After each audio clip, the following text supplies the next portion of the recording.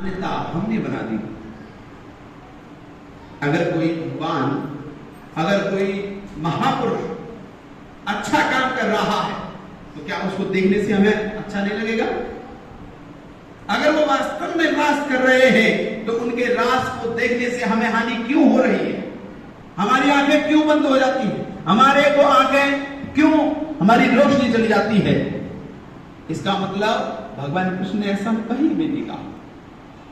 जो जो लीलाएं भगवान कृष्ण ने की हैं, वास्तविक बता रहा हूं, मैं वहीं का रहने वाला, मथुरा का ही रहने वाला, उसी क्षेत्र का रहने वाला, उसी वृंदावन में पैदा हुआ हूं, वही कथाएं करी हैं। तो जो सच्चाई है वो बताने की कोशिश कर रहा हूं।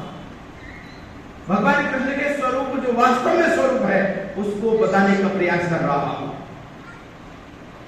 भगवान कृष्ण का स्वरूप एक अद्भुत है।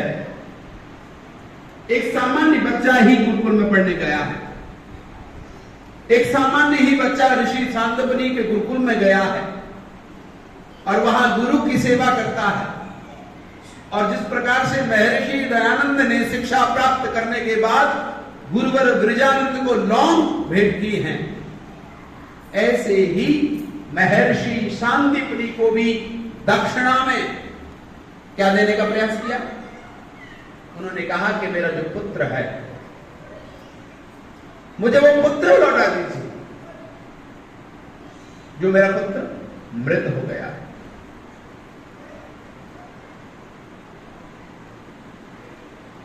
लेकिन कृष्ण कहते हैं कि शिष्य भी तो पुत्र ही होता है, ये नहीं होता। विद्यार्थी, स्टूडेंट जो होता है वो गुरु के लिए क्या है? पुत्र है कि नहीं है? हैं? आप स्कूल पढ़ने जाते हैं? पक्का जाते हैं? पढ़ रहे हो अभी? सर मत करो, सर तो सरकने वाला होता है ना? गुरु जी कहते हैं, आचार्य जी कहते हैं, ठीक है? तो जब आप पढ़ने जाते हैं तो अपने गुरु को, अपने अध्यापक को क्या मानते हैं आप? पिता मानते हैं, होते हैं ना? पिता के लिए आप पुत्र हैं या नहीं है?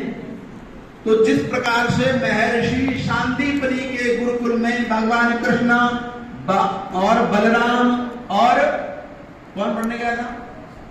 बोलो, कौन गया था? बोलो जोर से। सुदामा और भी बहुत सारे विद्यार्थी थे। क्या वो उनके लिए उनके पुत्र नहीं है? लेकिन जब मां ने कहा कि मेरे पुत्र को चाहिए, मेरे पुत्र जैसे आप सब हैं लेकिन फिर भी मुझे पुत्र चाहिए, दोनों कृष्ण ने यह भी कहा है वहां पर कि मैं आपका वास्तव में वही पुत्र हूं और वही पुत्र की तरह आपके सारे कर्तव्यों का पालन भी मैं करूंगा।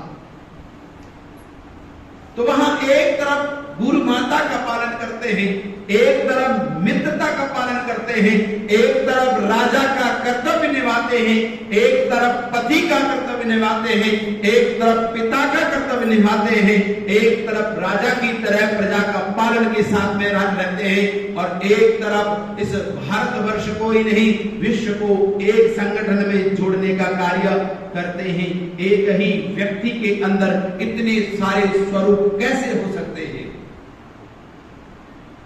चिंतन करिए, विचार करिए। केवल छलिया व्यक्ति नहीं हो सकता, केवल चोरी वाला व्यक्ति नहीं हो सकता। आपको पता है कितनी गायें थी उनके पास? बताओ। हाँ जी, पीछे कितनी गायें थी तो भगवान कृष्ण के पास? 1,00,000 गाय थी। कितनी? अब गाय जिसके पास इतनी सारी हो, क्या उसे मक्खन चुराने की आवश्यकता पड़ेगी? बताओ, नहीं ना। जब मक्खन चुराने की आवश्यकता नहीं है तो उसे माखन चोर क्यों कह दिया? बताओ। अच्छा, दोस्तों के साथ क्या आप भी मक्खन चुराते हैं दोस्तों के साथ? क्या आपने घर से निकलकर दूसरे घर में जाकर के मक्खन चुरा के देखो कितने डरने पड़ेंगे? ये बच जाओगे? हैं? बच जाओगे? कौन कौन बच सकता है? मक्खन चुराने पर फंस जाओगे, हैं? और अगर किसी ने कैमरे लगा रखे हो, फिर आज के जमाना तो टेक्नोलॉजी का हो समय क्या, अगर कैमरे नहीं होंगे कोई बात नहीं। आज किसी के घर में आप मक्खन चुराने जाएं और उसने पकड़ लिया, क्या करेगा आपका? ये बुरा खिलाएगा, हैं? क्या करेगा बच्चों, बोलो? मारेगा। क्यों भाई? मक्खन ही तो चुरा रहे हो, कुछ और चुरा रहे हो, हैं? क्योंकि जब तक जिस स्वामी की आधिपत्य है, जो मैं इसका मालिक हूं और मेरे बिना पूछे इस चीज को लोगे तो ये चोरी कहलाती है। इसलिए चोरी करना गलत है, पाप है। तो जब पाप है तो भगवान कृष्ण चोरी करेंगे क्या? जो दुनिया को मक्खन बांटने वाला, जो दुनिया को मक्खन खिलाने वाला अपने मित्रों को घर से लेकर के दे देता हो कि खाओ, वो तो नहीं दिखाया। ये दिखाया कभी कि अपने घर का मक्खन मित्रों में बांट देता हो, अपने घर का मक्खन गरीबों में दे देता हो? ये दिखाया? ये नहीं दिखाया। देने की प्रक्रिया नहीं बताई। देने की प्रक्रिया हमारे कृष्ण के अंदर थी, लेकिन हमें तो क्या दिखाया?